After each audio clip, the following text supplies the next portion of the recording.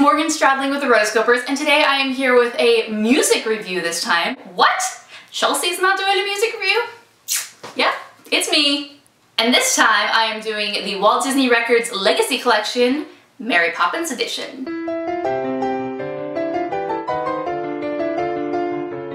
So you might remember Chelsea's review of the Lion King Legacy Collection and how incredible that was.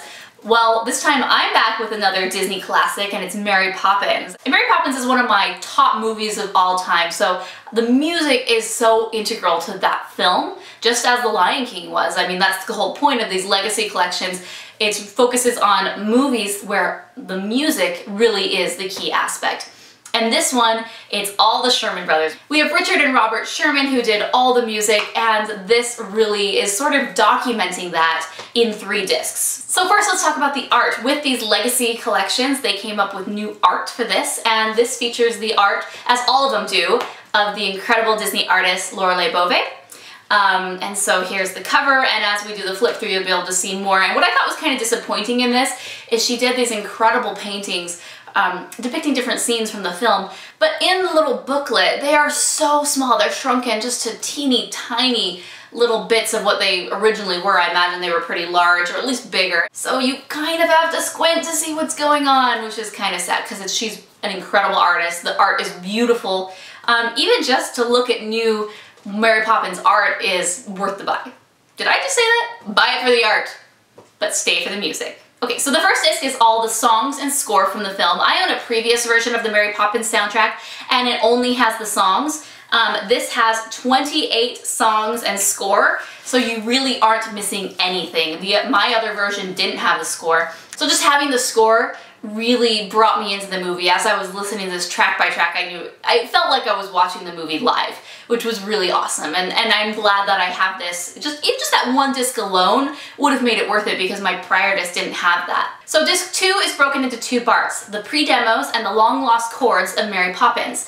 So basically we have the demo tracks of the songs, and it's pretty cool because sometimes they have 2 versions of one song. They have the song that's performed by Richard and Robert Sherman, and then they have the demo performed by a stand-in singer. So I thought that was pretty neat. You get to see, okay, so this is what the composers imagined it as, and here's what the, demo track singer imagined it as, and then you compare it to Julie Andrews and how it ultimately ended up in the film. So the lost chords of Mary Poppins are songs that didn't make it into the film, demo tracks that were ultimately lost, and it's so cool just to hear these songs. Some are actually pretty good, but knowing Mary Poppins as it is now, it's like, oh man, I'm glad they picked the right stuff. It was weird. I mean, they have like different versions of Mary Poppins introducing herself to the children and being like, I'm practically perfect. And I know that she's practically perfect in any way, like that's her thing, but having a whole song about it is a bit conceited, so it's really good hearing these different songs.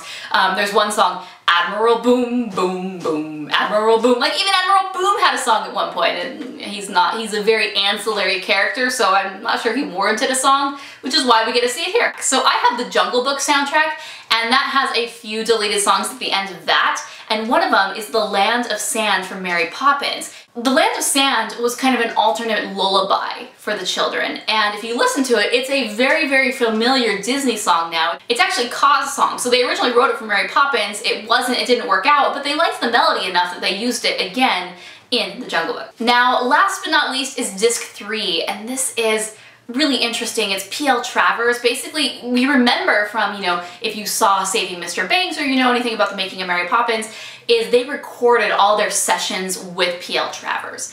And these sessions are disc 3. Basically, it's her talking about, one of the first ones is talking about Cherry Tree Lane. How it looks, the feel, even just describing the doorknob and the hinges, and it's amazing. So there are 23 tracks of this. Some of them are the Sherman Brothers and not her, but it's all just interviews and kind of reminiscing about the film and the characters. And this is something that you might maybe see on a bonus feature of a Blu-ray or a DVD release, but I'm not quite sure it would fit because it's audio. It might be hard to, the whole point of Blu-ray is that it's very visual. But this was a perfect place to put it. So if you are a Disney fanatic and you love Disney history, you gotta buy this. It's amazing. It's just a treasure trove of Mary Poppins wealth and knowledge. Alright guys, so this is my review of the Walt Disney Records The Legacy Collection, Mary Poppins. Let me know in the comments below what you are most excited for regarding this. So basically, the songs and score, the demos and deleted songs, or the interviews. Be sure to subscribe for more music, Blu-ray, and animation reviews. We have a lot more coming for you, especially more of these. These are being released about every month to 2 months, and we are gonna do these reviews for you guys, so enjoy. All right guys, until next time, I'm Morgan Stradling, and this is the Rotoscopers YouTube.